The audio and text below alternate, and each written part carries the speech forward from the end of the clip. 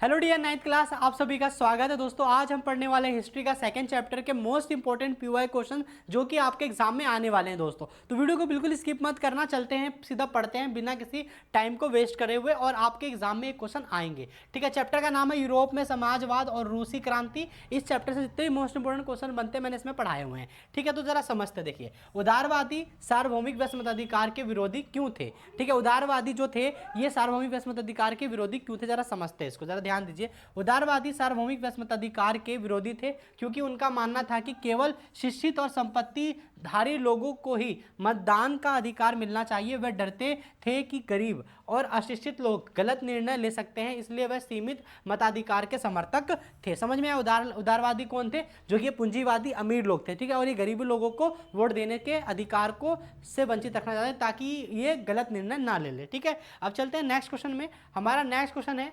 उग्रपंथी निजी संपत्ति के विरोधी क्यों थे। अब यहाँ पे यही सारे क्वेश्चन हैं इंपॉर्टेंट जो कि आपके एग्जाम में बनते हैं। ठीक है, आप जरा ध्यान देखिए, उग्रपंथी निजी संपत्ति के विरोधी क्यों थे, जरा समझेंगे। उग्रपंथी निजी संपत्ति के पूर्ण विरोधी नहीं थे क्योंकि वह मानते थे कि व्यक्ति को संपत्ति रखने का अधिकार होना चाहिए। वह केवल संपत्ति के असमान वितरण और धन के संकेंद्र के खिलाफ थे तथा सरकारी नियंत्रण के पक्षधर में थे। ठीक है भाई, अब चलते हैं आगे।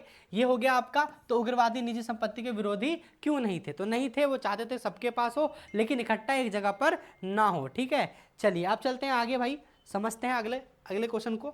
देखिए, रूस में 8 मार्च को अंतर्राष्ट्रीय महिला दिवस क्यों मनाया जाता है। ठीक है, अब बात करते हैं कि रूस के अंदर 8 मार्च को अंतर्राष्ट्रीय महिला दिवस क्यों मनाया जाता है। देखिए, 8 मार्च 1917 को पेट्रोग्राद कि महिला मजदूरों ने रोटी और बेहतर जीवन की मांग को लेकर हड़ताल की और यही आंदोलन फरवरी क्रांति की शुरुआत बना। महिलाओं की इस भूमिका के सम्मान में 8 मार्च को अंतर्राष्ट्रीय महिला दिवस मनाया जाता है। समझ में आया ना कि भैया इन्होंने क्या करा था, हड़ताल करा था। ठीक है, बेहतर रोटी मजदूरी के लिए। ठीक है, आप चलते हैं आगे। अगला क्वेश्चन है आपका, उदारवादियों और उग्रपंथियों के विचारों में अंतर स्पष्ट कीजिए। ठीक है, दोनों के बीच में अंतर बताते हैं। तो पहले समझते हैं भैया हमारा, देखिए, उदारवादी सीमित मताधिकार के समर्थक थे और उग्रपंथी सार्वभौमिक मताधिकार के थे, मतलब सबको अधिकार होना चाहिए वोट देने का। ठीक है, और उदारवादी धीरे सुधार चाहते थे, उग्रपंथी जल्दी से परिवर्तन लाना चाहते थे। ठीक है, उदारवादी महिलाओं के मताधिकार के विरोधी थे और उग्रपंथी समान अधिकारों के समर्थक थे। तो यहाँ पर उदारवादी और उग्रपंथी में डिफरेंस हमने पढ़ लिया। ठीक है, आप चलते हैं आगे। ठीक है दोस्तों, ये सारे इंपॉर्टेंट क्वेश्चन है जो कि आपके एग्जाम में आएंगे, बार बार बोल रहा हूँ, तो वीडियो को लास्ट तक जरूर देखना, और चैनल पर नए हो तो चैनल को सब्सक्राइब कर लेना, वीडियो को लाइक कर देना। ठीक है, देखिए, कार्ल मार्क्स और रॉबर्ट ओवेन के विचारों में अंतर क्या है। देखिए दोस्तों, कार्ल मार्क्स क्रांति द्वारा पूंजीवाद को समाप्त करना चाहता था और समाजवाद की स्थापना करना चाहता था। पूंजीवाद और समाजवाद क्या है, तो पूंजीवाद जिसमें ज़्यादा लाभ कमाने की बात की जाती है, कैपिटलिस्ट होते हैं वो लोग, और जो हमारे सोशलिस्ट यानी समाजवाद की स्थापना करना चाहते थे कार्ल मार्क्स। ठीक है,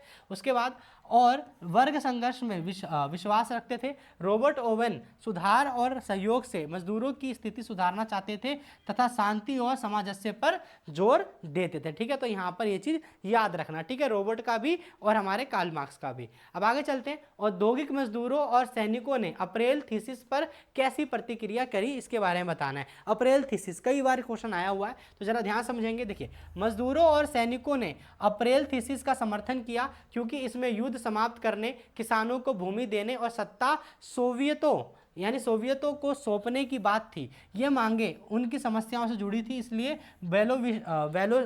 बोल्शेविक आंदोलन को व्यापक समर्थन मिला। ठीक है, तो इसका आंसर ये है, तो ध्यान रखना अप्रैल थीसिस का।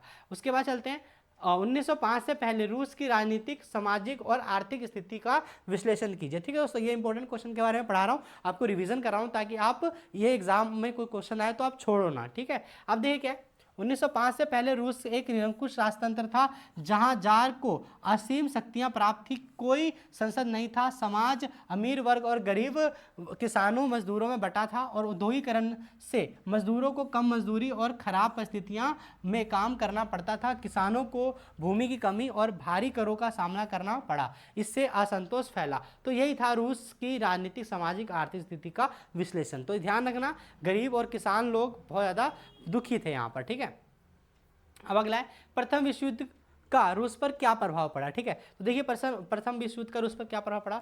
युद्ध में रूस को भारी नुकसान हुआ, लाखों सैनिक मारे गए, उद्योग ठप हो गए और खदान की कमी हो गई और महंगाई बढ़ी और जनता में क्या हुआ, असंतोष फैल गया और युद्ध ने जारशाही शासन की कमजोरी उजागर कर दी। ठीक है, तो ये हमारा क्वेश्चन था कि प्रथम विश्व युद्ध का रूस पर क्या प्रभाव पड़ा। ठीक है, अब देखते हैं अगला क्वेश्चन। अगला क्वेश्चन है हमारा, प्रथम विश्व युद्ध ने फरवरी क्रांति को कैसे प्रभावित किया। ठीक है, प्रथम विश्व युद्ध ने फरवरी क्रांति को कैसे प्रभावित किया, जरा ध्यान देखिए। युद्ध से खाद्य संकट, देखिए युद्ध से खाद्य संकट और बेरोजगारी बढ़ी, मजदूरों की हड़तालें शुरू हुई और महिलाओं ने रोटी की मांग की और सैनिकों ने गोली चलाने से इनकार कर दिया, मना कर दिया और जार ने सत्ता खो दी और फरवरी क्रांति सफल हुई। ठीक है, तो फरवरी क्रांति सरकार के खिलाफ थी। ठीक है, चलते हैं अब आगे।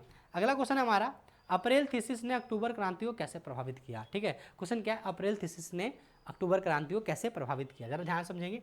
देखिए अप्रैल थीसिस ने बेल्शेविक को स्पष्ट कार्यक्रम दिया और शांति भूमि और रोटी का नारा लोकप्रिय हुआ, मजदूरों, किसानों और सैनिकों का क्या हुआ, समर्थन बढ़ा, जिससे अक्टूबर क्रांति सफल रहा। तो ये सारे क्रांति जो कि निम्न तबके के लोग थे, इन सब की बात इसके अंदर रखी गई, सुनी गई, तो क्या हुआ, ये सफल हुआ ये क्रांति आपका। ठीक है, अक्टूबर क्रांति।